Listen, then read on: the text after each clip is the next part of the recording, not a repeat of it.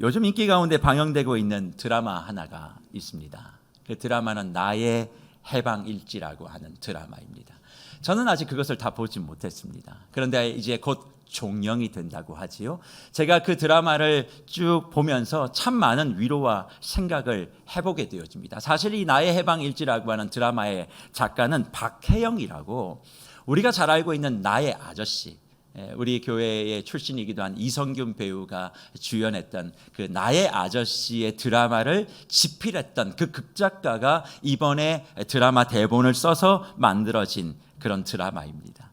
그런데 이 드라마를 작성하면서 그 박혜영 작가가 뭐라고 얘기했냐면, 수많은 사람들의 입술 가운데 야 정말 좋아, 이게 진짜 인생이지, 너무 행복해, 인생은 살만해, 그런 이야기를 해야 하는데 많은 사람들이 그런 이야기를 하지 못하고 늘 사는 게 뭐냐, 너무 힘들다, 너무 어렵다, 너무 버겁다, 그런 이야기를 하는 사람들이 주변에 많다는 것을 보면서 어떻게 하면 이 시대의 무거운 짐을 짊어지고 있는 우리나라의 사람들이 그런 무거운 감정으로부터 해방되어지고 기쁨으로 해갈되어지고 그리고 삶의 만족이라고 하는 그런 희열을 느낄 수 있을까를 고민하며 이 드라마를 집필했다, 그렇게 이야기합니다. 그래서 그런지 이 드라마가 회가 거듭되면 거듭될수록 많은 사람들에게 위로를 줬다, 그렇게 이야기를 하고, 드라마 대사 하나하나에 가지고 있는 그 의미가 참 크다는 것을 저도 조금씩 봐가면서 알게 되어집니다. 저 연미정이라고 하는 주인공이 사는 곳은 경기도 신포라고 하는 가상의 도시입니다. 그런데 그 신포라고 하는 도시에서 서울까지 늘 직장 생활을 하면서 늘 지옥철이라든지 이런 것들을 지나오며 힘들게 직장 생활을 하는 것이죠. 이 사람의 직업은 디자이너입니다. 책을 만드는 그런 디자이너. 그런데 성격도 내성적이고 집도 멀다 보니까 그 기업에서 하고 있는 1인 1동호회, 동아리 형태의 그것을 가져야 되는데 그걸 갖지 못하는 거죠.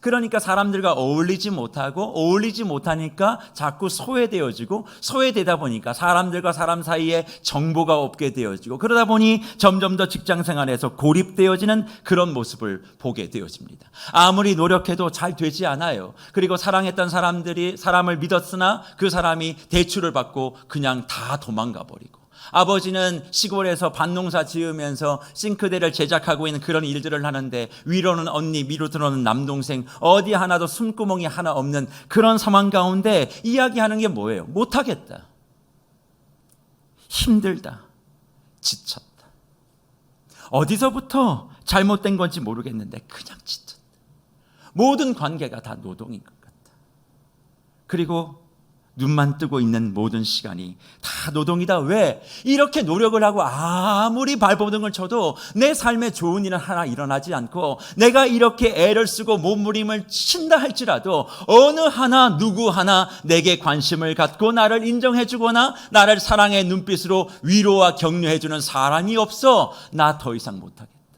그렇게 이야기하고 있는 것입니다. 주 안에 사랑하는 무별 여러분, 혹시 이런 삶 가운데 우리의 모습이 담겨 있는 건 아닐까요?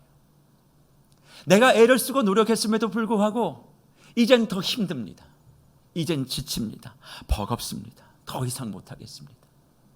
내가 해야 된다라고 해서 그렇게 배워왔기에 내 자리를 지켜왔고 힘을 썼습니다. 그러나 내 뜻한 바대로 결과는 나오지 않습니다.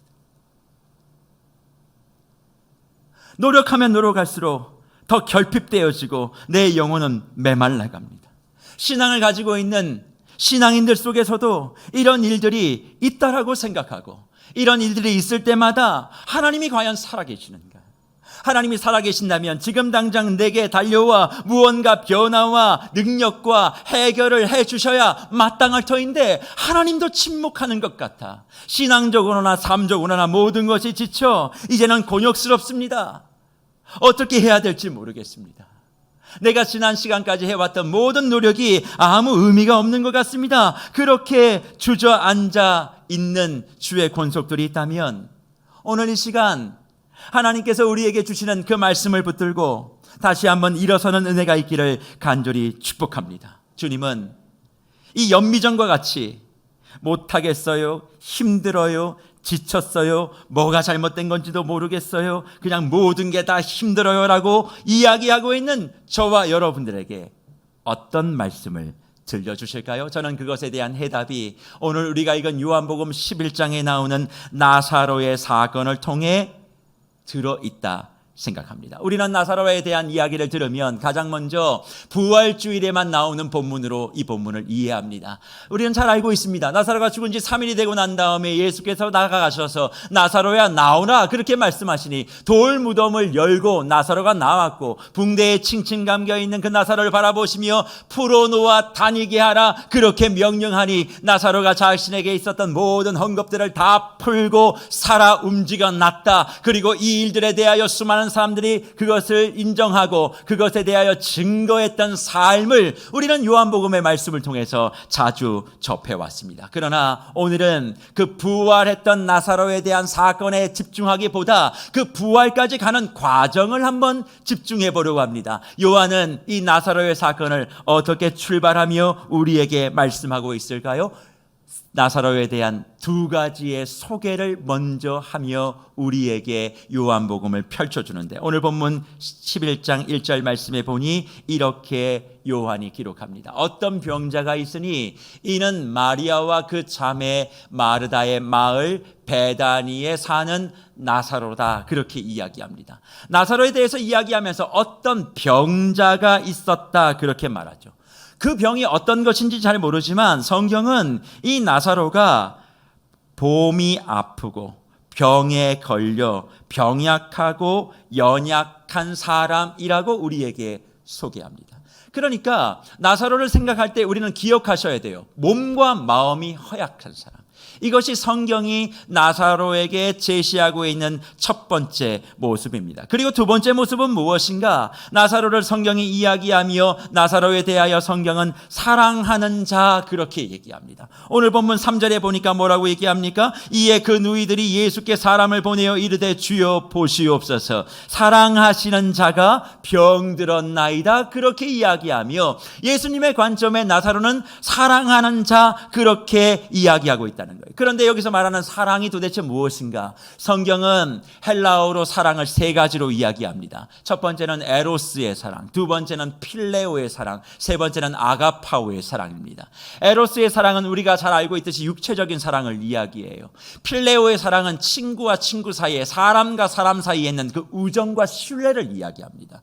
그리고 마지막으로 아가파오, 우리 아가페라고 많이 알고 계시는 그 사랑은 온전하고 완전한 사랑, 희생을 마다하고 모든 것을 다 내어줄 수 있는 그런 사랑을 이야기하는데 이 세 가지 가운데 예수께서 그 사랑하시는 자라고 할 때에 그 사랑은 필레오의 사랑입니다. 그러니 사람과 사람 사이에 친구와 친구 사이에 신뢰의 관계, 우정의 관계가 있었던 그 사랑. 그러니 결국 나사로와 예수님은 어떤 관계였느냐? 만인이 인정하는 신뢰와 신뢰로 맺어진 사이. 우정과 우정으로 엮어진 사이. 그것이 바로 예수 그리스도와 나사로의 관계였다는 거예요. 이게 왜 중요하냐? 복음서에서 예수님이 만났던 사람들을 한번 기억해 보세요. 대부분 다 어떻게 표현합니까? 세리거나 죄인이거나 아니면 제자거나 그렇게 표현하는데 유독 나사로만 사랑하는 사람이라고 얘기합니다. 도대체 예수님과 나사로 사이에 어떤 일들이 있었을까요? 도대체 성경엔 기록되지 않았지만 예수님과 나사로 사이에 어떤 일들과 어떤 사건이 있었기에 몸도 마음도 유약했던 사람이 예수를 친구로, 나사로를 친구로 서로가 서로를 그렇게 여길 수 있었냐는 겁니다. 저는 이것에 대한 해답을 인디언 속담에서 찾을 수 있다고 생각합니다. 인디언 속담 가운데 친구에 대한 속담이 있는데 이런 속담이 있어요. 친구란 내 슬픔을 등에 지고 가는 사람이라는 속담이 있습니다. 친구란 내 슬픔을 등에 대신 지고 가는 사람, 그 사람이 친구라는 거예요. 많은 사람들은 친구라고 얘기할 때 나하고 생각이 같고 뜻이 같고 뭔가 취미가 같고 뭔가 나하고 케미가 맞으면 그 사람을 친구로 얘기하지만 인디언들은 나의 슬픔을 대신 짊어지고 걸어가 줄 수 있는 사람, 그 사람을 친구라 여긴다는 거예요. 이런 인디언들의 친구에 대한 정의를 가지고 오늘 본문을 살펴보면 예수님과 나사로 사이가 이런 친구 관계였다는 것이 쉽게 풀어질 수 있습니다. 서로가 서로를 만나서 대화하는 가운데, 교제하는 가운데 말하지 않아도 서로의 눈을 바라보며 무엇이 힘든지 어려운지를 알았다는 거예요. 그리고 아는 것으로 끝나는 것이 아니라 예수님의 마음의 불편함을 알았으면 나사로가 그것을 대신 짊어지려고 했다는 거죠. 나사로의 힘듦과 어려움을 예수님이 알았으면 그것을 대신 짊어지려고 하는 그런 모습이 있었기에 성경은 둘 사이가 이런 우정, 친구의 우정과 사랑을 간직했던 관계였다라고 이야기합니다. 사실 이게 쉬운 것 같아도 쉽지가 않아요. 왜 그렇습니까? 우리 가족을 한번 살펴보세요. 가장 가까이 많은 시간들을 보내고 내 마음을 누구보다 잘 알아줄 것 같은 그런 가족들, 사랑하는 자녀들, 사랑하는 부모, 사랑하는 형제, 자매이지만 실상은 어떻습니까? 남보다 못하다는 이야기를 종종 합니다. 왜 그런 일이 있을까요?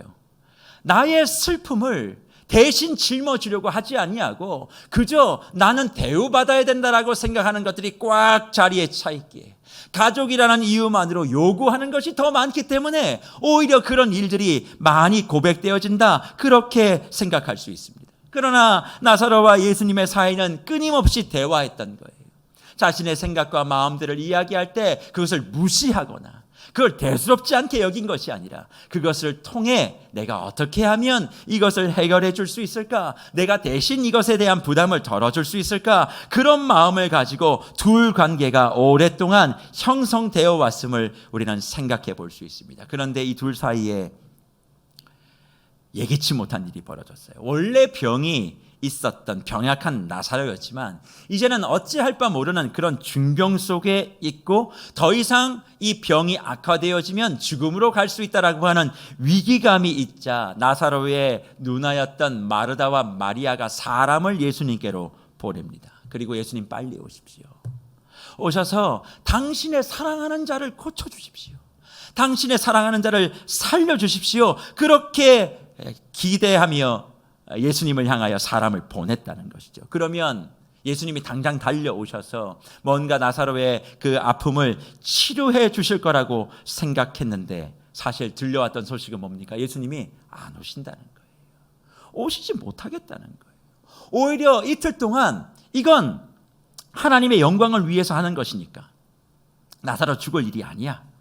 그러면서 이틀을 더 유하고 시간이 흘러가고 난 이후에 나사로를 만나러 오셨다는 것을 성경이 우리에게 증거해 주고 있습니다. 사실 이 얘기를 나사로가 직접 들었다면 얼마나 서운했을까요? 서로가 서로에게 힘이 되어주는 관계인 줄 알았는데 정작 내가 필요한 순간 주님은 내게 오지 않으셨어요. 그리고 우리가 알고 있는 것처럼 나사로는 죽음을 맞이하게 되어집니다. 그런데 이 과정들을 살펴보면서 저는 우리 성도님들이 갖고 있는 오해 하나를 수정하고 싶어요. 그게 뭐냐? 나사로를 만나러 가지 않으셨던 예수님에 대하여 많은 사람들은 예수님이 너무 부정하신 것 아니냐, 매정하신 것 아니냐.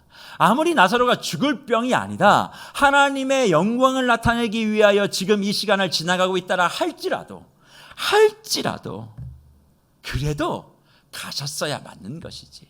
어떻게 안 가실 수 있어? 그렇게 얘기하며 예수님 자체를 굉장히 매정하고 그리고 정의 없는 그런 사람으로 생각합니다만 그렇지 않아요. 예수님은 절대 그런 분이 아니십니다. 왜 그런 줄 아십니까? 오늘 우리가 읽은 본문 7절과 8절의 말씀을 살펴보면 예수님이 절대 그러신 분이 아니라는 것을 우리가 발견하게 되어지죠. 7절과 8절 뭐라고 말씀하십니까? 그 후에 제자들에게 이르시되 유대로 다시 가자 하시니 제자들이 말하되 납비여 방금도 유대인들이 돌로 치려 하였는데 또 그리로 가시려 하나이까? 그렇게 말합니다. 이 내용이 도대체 뭡니까? 나사로가 아프다 고쳐달라 그런 얘기를 듣고 이틀을 머무셨어요. 다른 곳으로 가신 거거든요. 그리고 난 다음에 3일째가 되는 날 다시 나사로가 있는 베다니 지역으로 가겠다 그렇게 얘기하니까 제자들이 뭐라고 얘기합니까? 예수님, 방금도 유대인들이 돌로 치려 하는데 또 그리로 가시겠습니까? 그렇게 말씀했다는 거예요. 지금 상황을 살펴보면 예수님이 안 가신 것이 아니라 예수님은 가려고 했는데 제자들이 가지 못하게 막는 것을 보게 되어집니다. 도대체 그렇다면 제자들은 왜 예수님이 가는 그 걸음을 막아 섰을까요? 제자들은 오늘 본문 8절에 이야기합니다. 유대인들이 돌로 치려고 했다라고 말이죠. 도대체 유대인들이 돌로 왜 치려고 했을까요? 이것을 알려면 요한복음 10장 22절 이하의 말씀을 우리는 살펴볼 필요가 있습니다.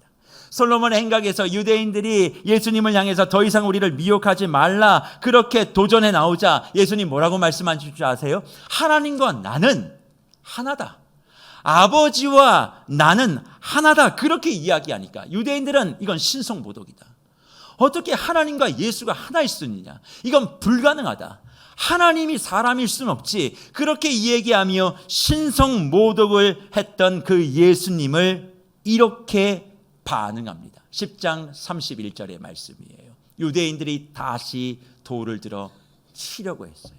그리고 39절에 가보면 유대인들이 뭐라고 얘기합니까? 그들이 다시 예수를 잡고자 하였으나 그 손에서 벗어났다. 그렇게 말하며 11장의 나사로 사건이 기록이 되는 것입니다. 그러니 정리하면 이런 내용 아니겠어요? 지금 우리는 예수님이 사랑하는 자의 아픔과 죽음의 소식을 듣고 가지 않은 것에 대하여 예수님 어떻게 그러실 수 있냐라고 이야기하지만 상황적 관점에서 보면 그럴 수 있는 상황이 펼쳐졌다는 거예요.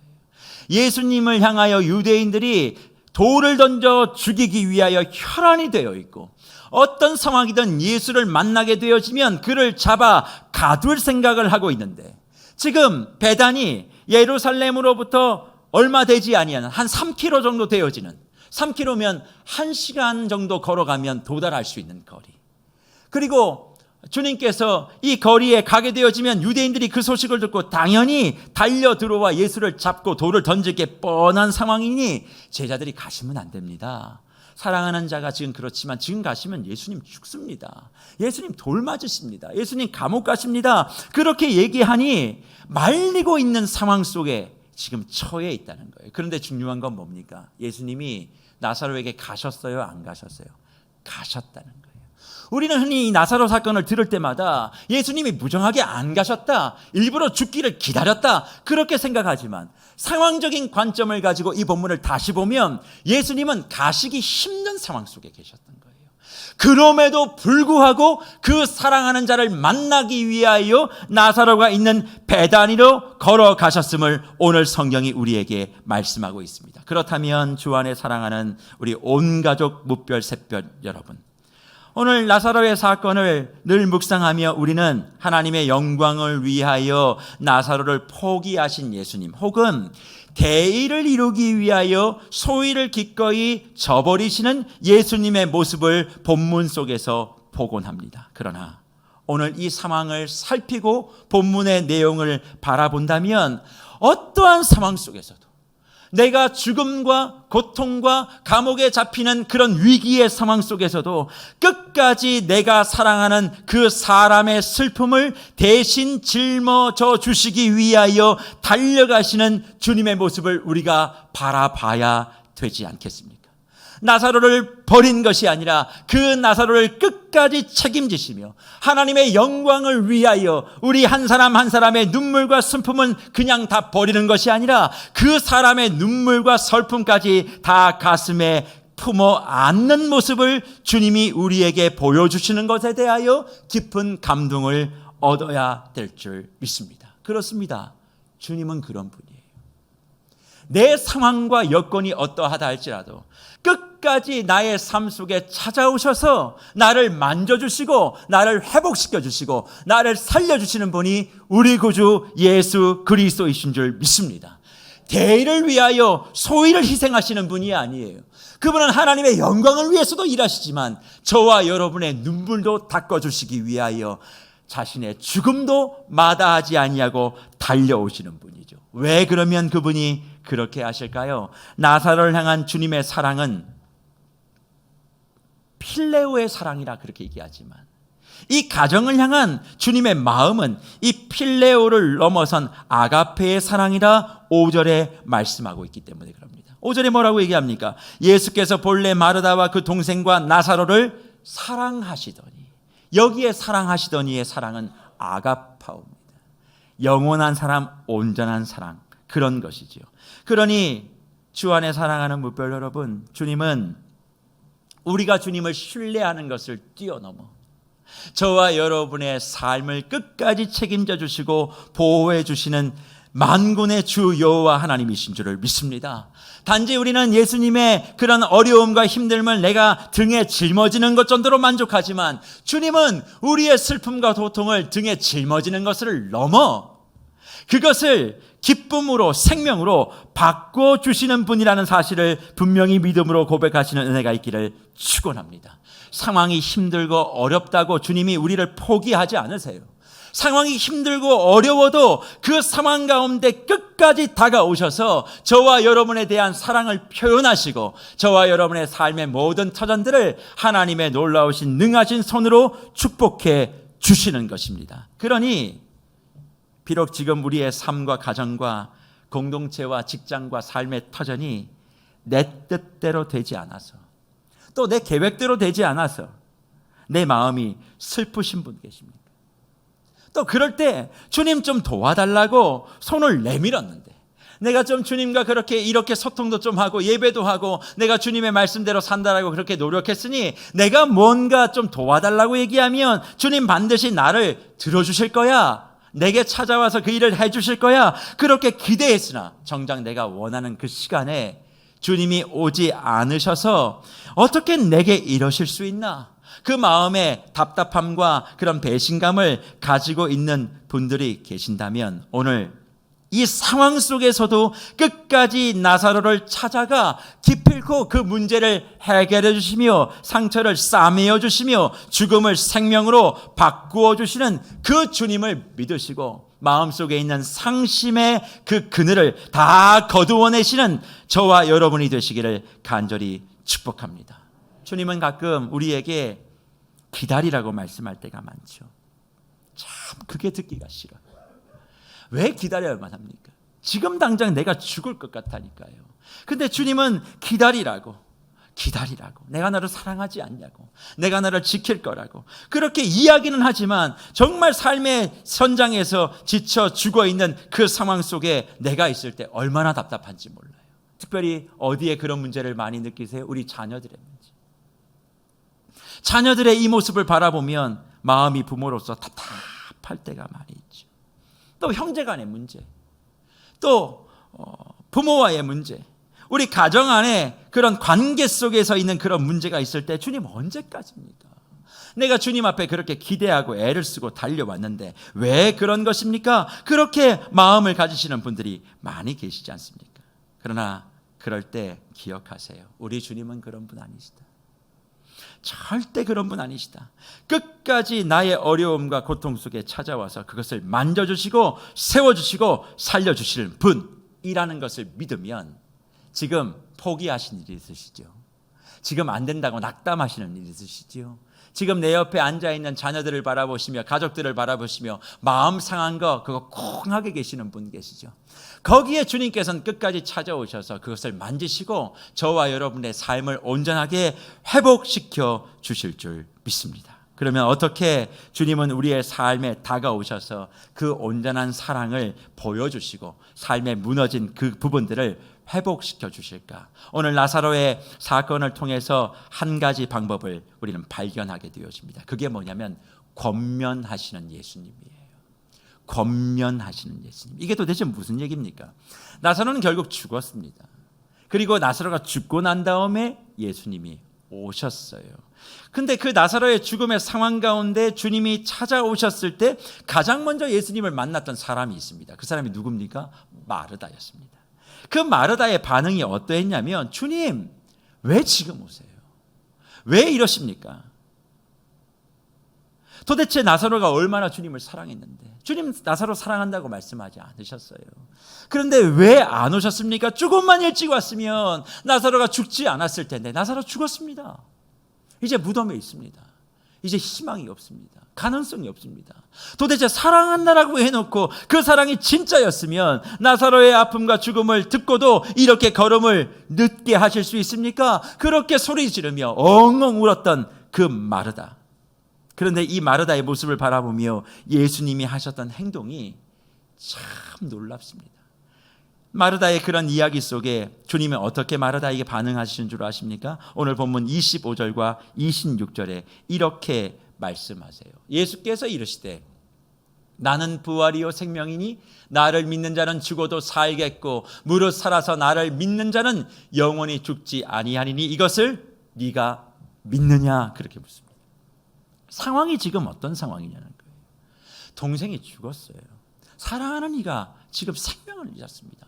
예수님이 오셨으면 살아났을 텐데 이름도 모르는 사람들에게는 한 걸음씩 달려가서 모든 것을 고쳐주셨던 예수님이 사랑한다라고 얘기하고 있는 나사로가 아팠고 죽었음에도 불구하고 이렇게 늦게 와서 결국 죽어버린 그 동생을 살피며 눈물 흘리고 있었던 그 상황 속에 예수님 어떻게 해야 정상이에요? 마르다야 미안하다. 내가 좀 늦었다. 혹은 얼마나 힘드냐. 내가 너를 위로한다. 걱정하지 마라. 내가 나사로를 살릴게. 이렇게 얘기를 해야 정상인데 예수님 뭐라고 말씀하세요? 나는 부활이요 생명이니 나를 믿는 자는 죽어도 살겠고 죽어도 나를 믿는 자는 영원히 죽지 않을 것이다. 살아서 나를 믿는 자는 영원히 죽지 않을 것이다. 그러면서 내가 나를 믿느냐? 그렇게 물어보신다는 거예요. 저는 이 부분을 묵상할 때 이런 생각을 합니다. 예수님 약간 공감 능력이 떨어지시는 것 아닌가. 아니 앞에서 그렇게 울고 있는데 다가가서 조금 위로해주고 토닥여주고 이렇게 해야지. 나는 부활이요 생명이니 나를 믿는 자는 죽어도 살겠고 무릇 살아서 나를 믿는 자는 영원히 죽지 아니냐. 그거 너 믿니?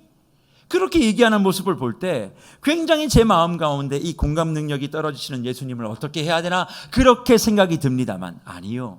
이건 공감 능력이 떨어지는 것이 아니라 하나님이 힘들고 어렵고 지쳐 앉아 나는 더 이상 아무것도 할 수 없습니다라고 고통하고 있는 인간에게 주시는 유일한 치유 방법이 바로 이것이기 때문에 말씀하셨다는 거예요. 그럼 이것은 뭘까요?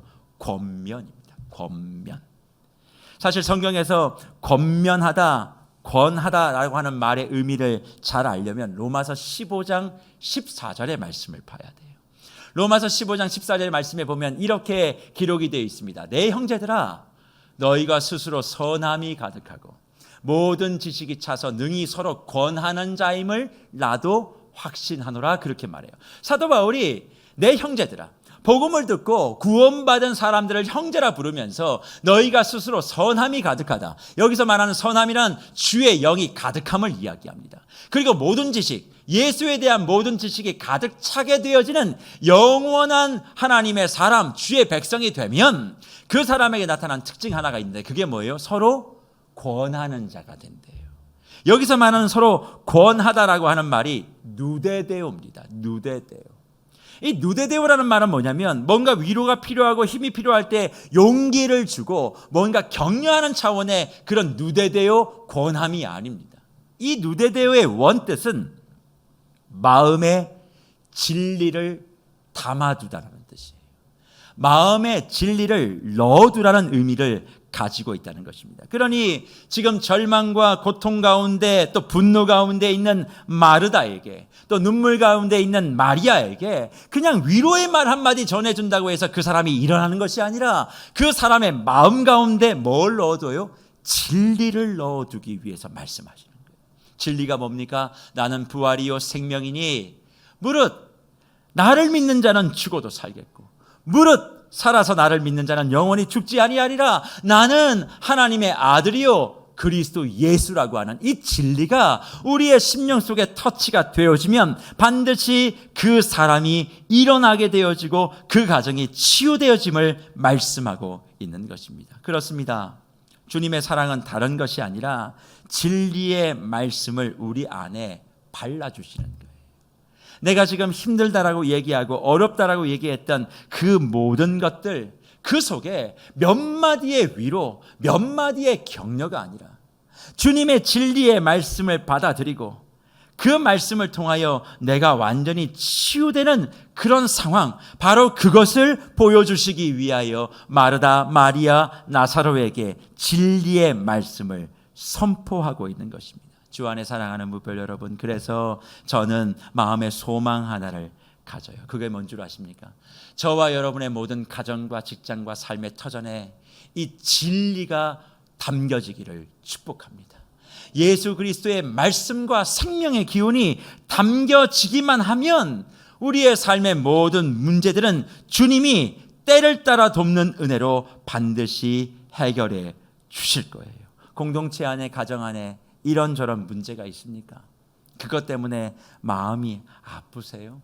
이것 때문에 나는 열심히 노력했는데, 오늘 처음 서두에 봤던 그 드라마의 연미정이라고 하는 주인공처럼 나는 노력을 하고 애를 쓰고 시간을 아끼고 돈을 아끼고 노력을 했는데 누구 하나 나에 대하여 관심도 없고 나를 사랑하지도 않고 또 나에 대하여 인정도 해주지 아니하는 그런 상황 속에 내 마음이 무너지십니까? 나는 주님 앞에서 무언가를 한다고 하는데 점점 더 고립되시는 분들 계세요. 점점 더 상황이 안 좋으신 분들 계세요. 뭔가 내가 사업도 직장도 내 계획대로 안 되고 점점 더 애는 쓰지만 뭔가 손에 쥐는 것 아무것도 없어서 어떻게 해야 될지 몰라 당황스러우시는 분들 계십니까? 주님은 그런 가정, 그런 영혼, 그런 삶의 터전 가운데 위로해 주시는 분이신 줄 믿습니다. 어떻게 위로하세요? 진리를 담아주시는 거예요. 진리를 담아주는 거예요. 하나님의 말씀을 담아두는 거예요. 그래서 오늘 온 세대 연합 예배 가운데 저희가 모든 우리 교우들에게 이 교패를 드렸습니다. 교패를 드리면서 제가 뭘 말씀드렸어요? 교회를 위하여, 가정을 위하여 기도해라, 그렇게 말씀드립니다. 물론 이 교패는 부적이 아닙니다. 이거 붙인다고 귀신들이 쫓아가거나 그런 일은 없어요. 그런 차원으로 이거 뭐 현관 앞에 이렇게 붙여놓으라, 저는 그렇게 말씀드리지 않습니다. 교패를 붙이는 이유는 다른 것이 아니에요. 예수 그리스도를 믿는 가정입니다. 예수가 인도하는 가정입니다. 예수가 우리의 가정 속에 담겨져 있는 곳입니다. 우리 가정은 진리이신 예수님이 담겨져 있는 권면의 가정, 권면받은 가정, 사랑받은 가정입니다. 그걸 보여주기 위하여 붙이는 겁니다. 근데 이거 붙여놓고 행복과 웃음의 소리가 흘러나오지 아니하고 쟁반 깨지는 소리, 접시 던지는 소리, 문짝 부셔지는 소리, 이런 거 들리면 얼마나 창피합니까? 또 이거 붙여도 그런 일들이 있을 것을 미연에 방지하기 위하여 안 붙이시는 분도 있을 수 있는데 그러면 안 됩니다. 이걸 붙이고 안 하셔야지, 안 붙이고 하면 그거 되겠습니까? 그러니 진리이신 예수 그리스도가 우리의 가정 속에, 내 삶 속에 들어와 있기에 비록 상황은 어려워도, 내가 내 옆집보다 내 상황은 어려워도, 내 윗집보다 내 형편은 힘들어도 진리이신 주님이 내 가정 속에 들어와 있기에 기필코 어려운 상황을 뚫고 나를 만나주시며 내 모든 사업을 정상 궤도 이상으로, 내 삶의 모든 학업과 진로를, 내 가정의 모든 앞으로의 모든 방향을 하나님이 책임져 주심을 믿고 믿음으로 반응하기 위하여 이 교패를 붙이는 거예요. 그래서 이 교패를 붙이기 전에 저는 마음속에 소망하는 바가 한 가지 있어요. 그게 뭡니까? 가족들이 먼저 둘러 앉으셔야 돼요. 오늘은 온 가족, 온 세대 연합 예배이기 때문에 공동체 모임이 없습니다. 오늘 예배 끝나시면 다 집으로 돌아가시는 거예요. 그럼 돌아가셔서 뭐 공원도 가시고 또 외식도 하시고 벌써 들떠 계시는 분들 많이 계시겠죠?